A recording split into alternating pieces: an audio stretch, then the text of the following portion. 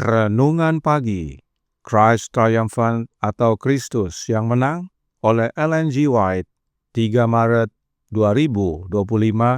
Mari kita berdoa.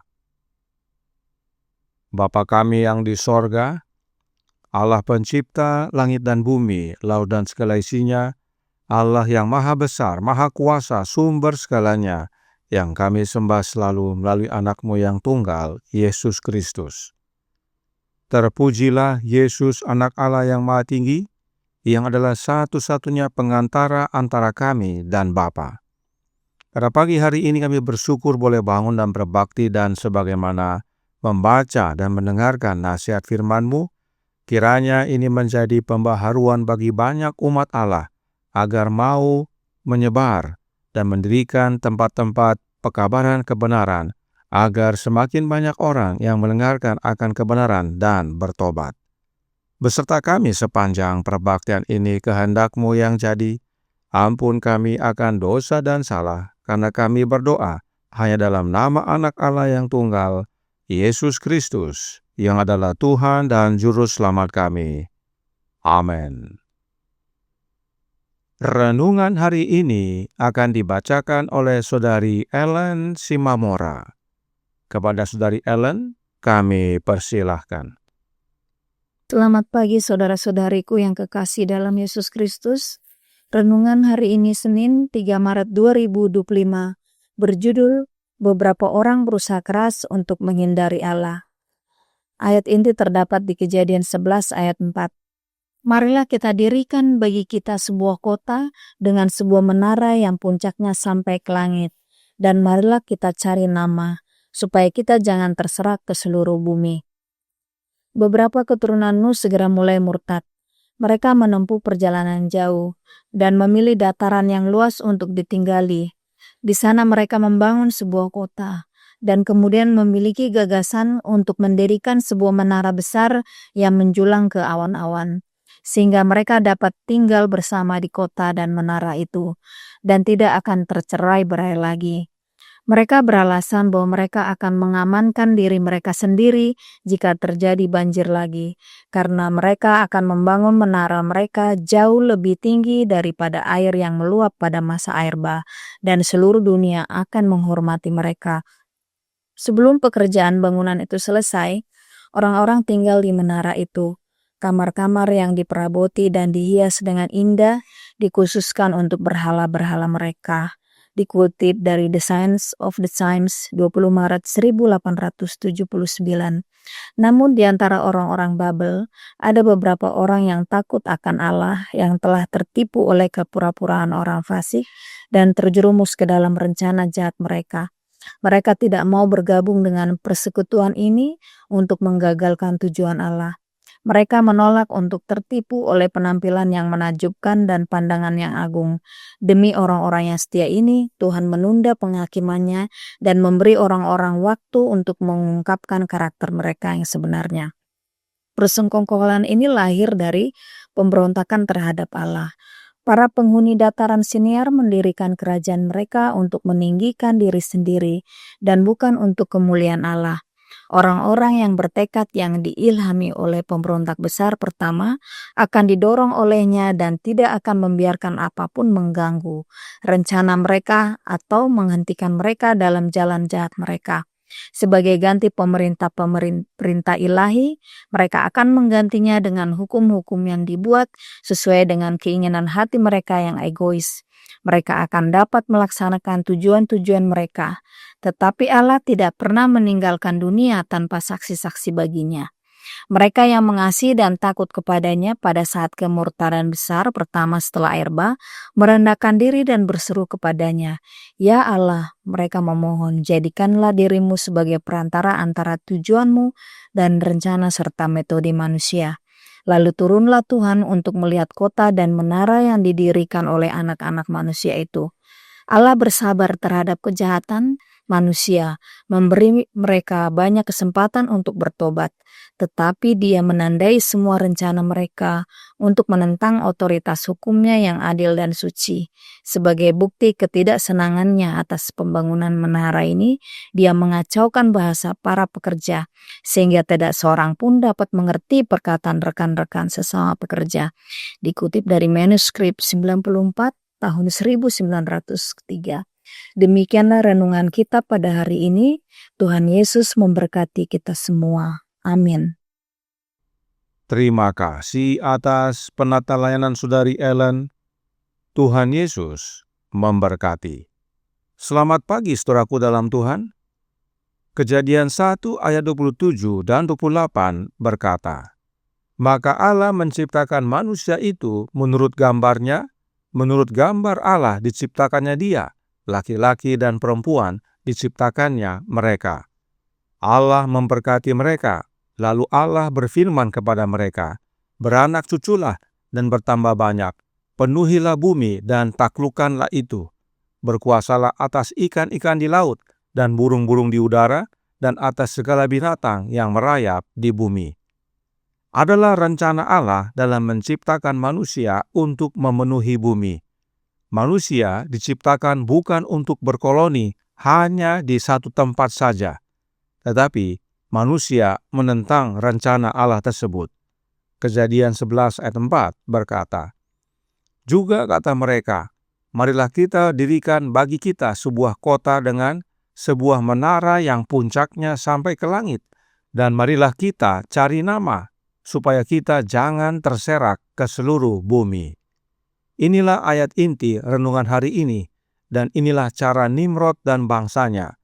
Mereka menentang rencana Allah, dan oleh karenanya Allah harus berbuat sesuatu agar manusia tersebar di muka bumi, yaitu dengan mengacaukan bahasa mereka. Alkitab berkata dalam Kejadian 11 ayat 5-9, "Lalu turunlah Tuhan untuk melihat kota dan menara yang didirikan oleh anak-anak manusia itu, dan ia berfirman, mereka ini satu bangsa dengan satu bahasa untuk semuanya. Ini barulah permulaan usaha mereka. Mulai dari sekarang, apapun juga yang mereka rencanakan, tidak ada yang tidak akan dapat terlaksana. Baiklah kita turun dan mengacau balaukan di sana bahasa mereka, sehingga mereka tidak mengerti lagi bahasa masing-masing.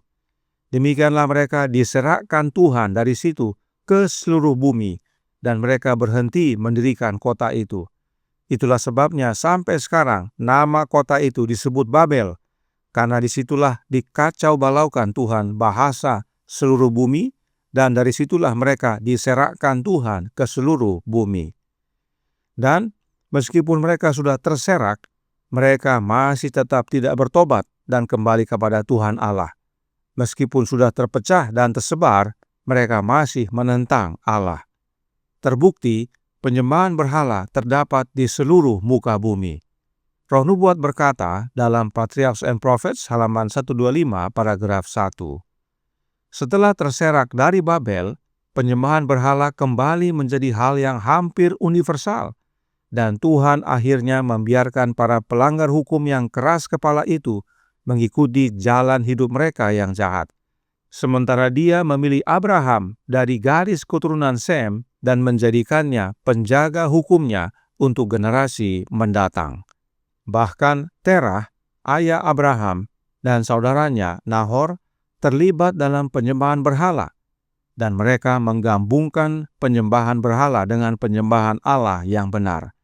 Itu sebabnya Tuhan memanggil Abraham keluar dari keluarga ayahnya dan ikut Tuhan kemanapun disuruh. Saudaraku dalam Tuhan, upaya untuk hidup berkoloni tidak hanya di zaman Nimrod dan menara Babelnya. Pada zaman jemaat mula-mula juga mereka tetap berkumpul di Yerusalem, berkoloni. Roh Nubuat berkata dalam Testimonies for the Church, volume 8, halaman 215 paragraf 2. Pada zaman kita, Tuhan menghendaki agar umatnya tersebar ke seluruh bumi. Mereka tidak boleh berkoloni. Yesus berkata, "Pergilah ke seluruh dunia, beritakanlah Injil kepada segala makhluk." Markus 16 ayat 15. Ketika para murid mengikuti keinginan mereka untuk tetap tinggal dalam jumlah besar di Yerusalem, penganiayaan diizinkan untuk menimpa mereka, dan mereka tersebar ke seluruh bagian dunia yang berpenghuni. Saudaraku dalam Tuhan, umat-umat Allah, khususnya umat gereja Masehi Advent hari ke-7, mempunyai kecenderungan untuk hidup berkoloni. Padahal program Allah bagi umat-umatnya adalah untuk tersebar, agar pekabaran 3 malaikat semakin meluas. Peristiwa koloni bukan hanya di Yerusalem, terjadi juga di Battle Creek. Oleh karena ada rumah sakit, ada sekolah dan percetakan, dan semua mau tinggal di Battle Creek. Awalnya hanya sedikit, namun lama-kelamaan menjadi koloni yang besar. Roh Nubuat berkata dalam Testimonies for the Church, volume 8, halaman 216, paragraf 2. Bukanlah rencana Allah bagi umat kita untuk berkumpul di Battle Creek. Yesus berkata, "Pergilah bekerja hari ini di kebun anggurku. Jauhilah tempat-tempat yang tidak membutuhkanmu. Tanamlah panji kebenaran di kota-kota yang belum mendengar pekabaran itu. Persiapkanlah jalan bagi kedatanganku. Mereka yang berada di jalan raya dan perbatasan agar mendengar panggilan itu." Jadi, Roh Nubuat menasihatkan agar umat-umat Tuhan tidak berkumpul semuanya di Battle Creek menjadi sebuah koloni yang besar. Bahkan Roh Nubuat tambahkan dalam suratnya nomor 47 tahun 1893 paragraf 2, daripada memusatkan segalanya di Battle Creek, akan lebih selaras dengan perintah Allah untuk membiarkan pekerjaan itu tersebar di wilayah yang lebih luas. Battle Creek tidak akan menjadi Yerusalem, tempat seluruh dunia akan beribadah. Demikian juga dengan di Indonesia. Institusi gereja Advent seperti universitas bukanlah menjadi tempat berkoloni dan menjadikan kampus universitas seperti Yerusalem sebagai tempat beribadah.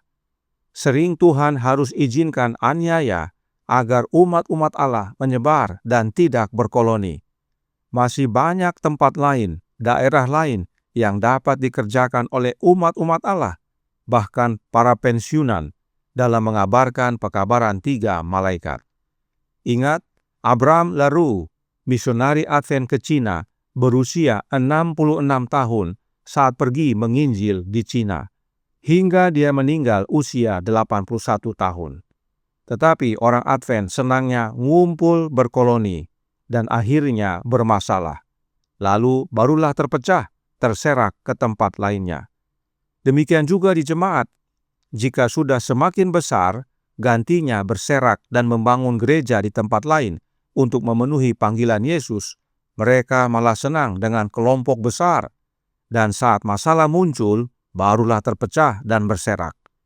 Pengalaman Babel masih ada sampai sekarang, bahkan di dalam gereja Advent, di dalam organisasi gereja Advent. Saudaraku dalam Tuhan, Roh Nubuat menasihatkan dalam Testimonies for the Church, volume 8, halaman 215, paragraf 5. Pekerja misionari sejati tidak akan berkoloni. Umat Allah harus menjadi peziarah dan orang asing di bumi.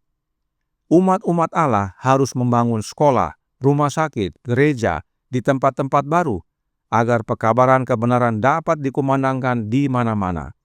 Kita bukan memperbesar yang sudah ada dan menjadikannya pusat koloni. Umat-umat Allah, para guru, dokter, perawat, dan bahkan para pensiunan bisa bekerja sama untuk membuka daerah baru dan membangun pusat pekabaran kebenaran di sana. Pilihan ada pada kita. Apakah kita mau ikut perintah Allah atau ikut perilaku Babel? Adalah doa kita agar kita semua menuruti perintah Allah untuk pergi dan menyebar dan memberitakan Injil ke semua tempat. Tuhan memberkati, saya bawa dalam nama Yesus. Amin. Mari kita berdoa. Bapa kami yang di sorga, Allah pencipta langit dan bumi, laut dan segala isinya, Allah yang maha besar, maha kuasa, sumber segalanya, yang kami sembah selalu melalui anak-Mu yang tunggal, Yesus Kristus. Terima kasih atas nasihat penting pada pagi hari ini. Umat-umat-Mu ya Bapa, cenderung berkoloni, cenderung berkumpul untuk mencari nama. Semakin besar hanya di satu tempat. Dan bila mana ada masalah, ada aniaya, ada problema, barulah mereka pecah. Tuhan, kiranya janganlah terjadi kepada umat-umat-Mu perilaku Babel ini. Biarlah kami menuruti akan perintah-Mu ya Bapa dan perintah anak-Mu untuk pergi ke seluruh dunia, menyebar untuk mengabarkan kebenaran dimanapun berada, sehingga semakin banyak orang yang mendengarkan pekabaran 3 malaikat. Karenanya tolong kami ya Bapa, jadikanlah kami misionaris-misionaris sejati oleh mengaruniakan roh anak-Mu, sebab roh Kristus adalah roh misionari, dan kami siap untuk menjadi peziarah, menjadi orang asing untuk berpindah dari tempat satu ke tempat lainnya, sehingga semakin banyak orang yang mendengarkan akan kebenaran-Mu. Beserta kami sepanjang hari ini kehendak-Mu yang jadi.